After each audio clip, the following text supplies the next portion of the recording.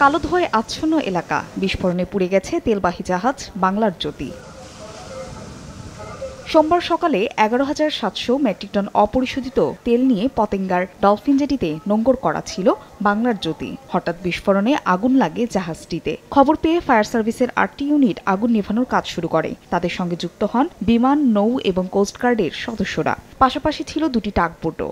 অবশেষে সম্মিলিত চেষ্টায় ২.৫ ঘণ্টা পর নিয়ন্ত্রণে আসে আগুন। ইনফরমেশন পেয়ে আমরা দেখতেছি এখানে এসে আগুন জ্বলছে, বাট কিভাবে লাগছে এটা আসলে বেসিক্যালি এখনই বলা সম্ভব না। একটা রশি এদিকে লাগানো ছিল, ওদিক দিয়ে রশিটা পুড়ে গেছে। পুড়ে যাওয়ার কারণে জাহাজটা ওদিকে চলে গেছে। বিস্ফোরণের ঘটনায় মারা গেছেন একজন, আরও দুজন নিখোঁজ রয়েছেন বলে জানিয়েছে পুলিশ। এই ঘটনায় দুটি তদন্ত কমিটি গঠন করার কথা জানায় শিপিং কর্পোরেশন। ধারণা করছি হয়তো আমাদের সামনে যে উইন্ডলেসে কাজ হচ্ছিল ওখানে হতে পারে, ফোর পিকে পেইন্ট আছে ওখান থেকে হতে পারে, বাট হোয়াটসোএভার এটা ফোর পিকেই আগুনটা লেগেছে। আমরা এটা অবজারভেশনে রাখবো, আর ৫-৬ ঘন্টা আমরা অবজারভেশনে রাখবো যে এখানে ফার্দার কোনো ডিটেরিয়েট করে কিনা। ৩৮ বছরের পুরনো বাংলার জ্যোতি জাহাজে ঘটনার সময় নাবিক, ডেক ক্যাডেট, ওয়ার্কশপের কর্মচারী সহ ৪০ জন ছিলেন।